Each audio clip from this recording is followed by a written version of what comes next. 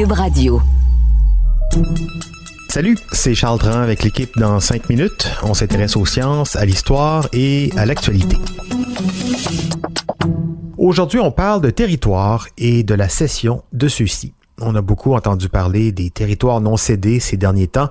Plusieurs événements débutent désormais par un discours de reconnaissance qu'il se déroule sur un territoire ancestral autochtone qui n'a pas été cédé.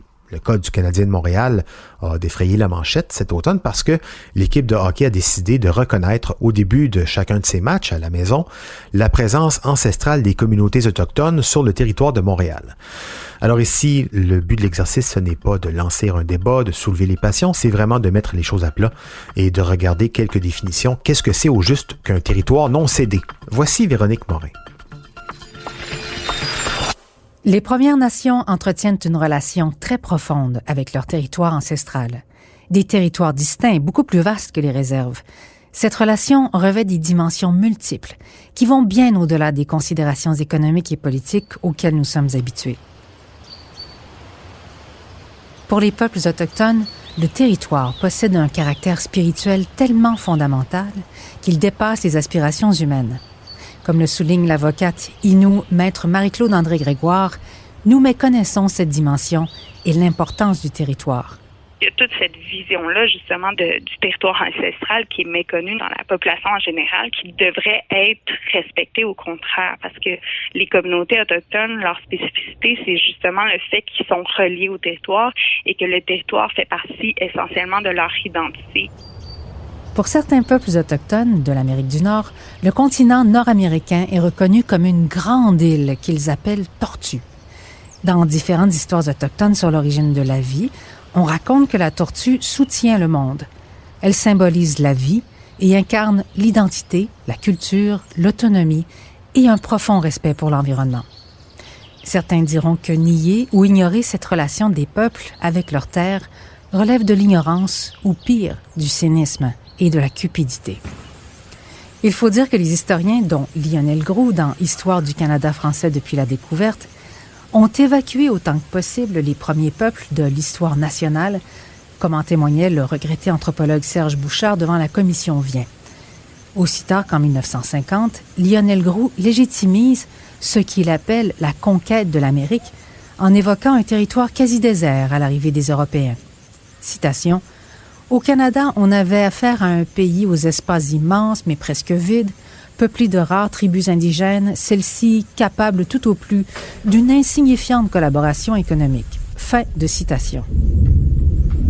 C'est la doctrine de la découverte et le principe de terra nullius, territoire n'appartenant à personne, qui prévaut depuis toujours dans nos livres d'histoire et que la commission Vérité-Réconciliation demande de répudier, pour faire place plutôt à la mise en œuvre de la Déclaration des Nations unies sur les droits des peuples autochtones. De quel droit est-ce qu'on a pris le territoire de gens qui étaient là auparavant? Ce droit-là ne peut s'expliquer que si on a une entente de collaboration avec ces gens-là au strict minimum. Sébastien Brodeur est professeur à l'École d'études autochtones à l'Université du Québec en Abitibi-Témiscamingue. Et pour lui, il ne fait aucun doute que les colons français et anglais se sont appropriés les territoires autochtones sans demander la permission aux principaux concernés. Maître Marie-Claude André-Grégoire va plus loin. Les Autochtones n'ont jamais été conquis comparativement aux Français et donc étaient vus à cette époque-là comme des alliés. Tandis que quand on rentre après, lorsque le Canada devient un pays, la relation avec les communautés autochtones change complètement.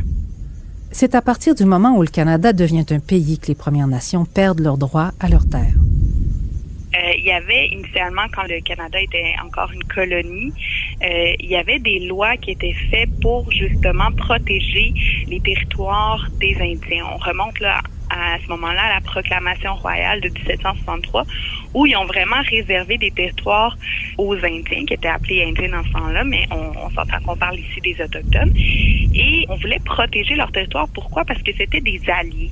Et c'était des alliés très stratégiques, autant au niveau commercial que militaire.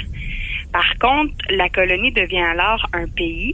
Donc, il y a l'instauration là, en 1876 de la première loi sur les Indiens qui était appelée à cette époque-là l'Acte des Sauvages.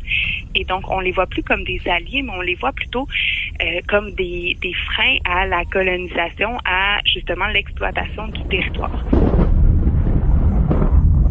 Les territoires traditionnels n'ont fait l'objet d'aucune cession de la part des nations autochtones au Québec, contrairement aux traités numérotés ailleurs au Canada, comme le rapporte la Commission Vien.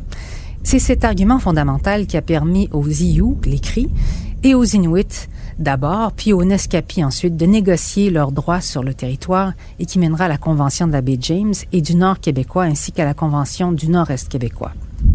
Mais ces conventions ne concernent que 3 des 11 nations au Québec. Il y a aussi les Abénaquis, les Algonquins, Atikamekw, Huron-Wendat, Innu, Malécite, Micmac et Mohawk, qui tentent toujours de faire affirmer leurs droits sur leur territoire traditionnel.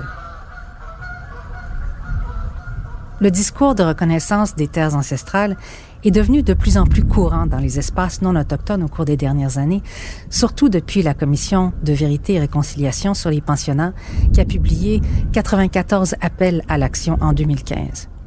Certains parlent de signification purement symbolique et donc sans importance, alors que d'autres croient que ce discours de reconnaissance des territoires non cédés prédispose les esprits à s'ouvrir à l'idée que le territoire sur lequel nous vivons et que nous appelons nôtre a une signification beaucoup plus profonde et spirituelle pour les peuples autochtones.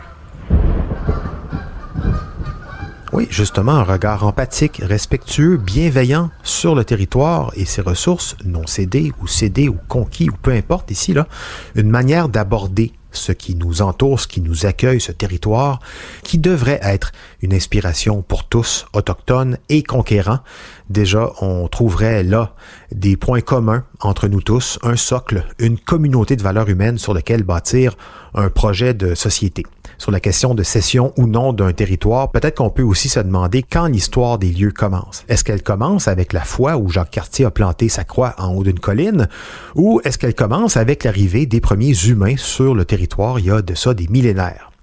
L'histoire, elle s'écrit souvent par les vainqueurs au détriment des vaincus, mais on est en 2021. Peut-être qu'on pourrait trouver une manière plus constructive de restaurer nos bonnes relations en étant plus ouverts dans notre manière d'écrire notre histoire à tous. Merci Véronique Morin, c'était en 5 minutes.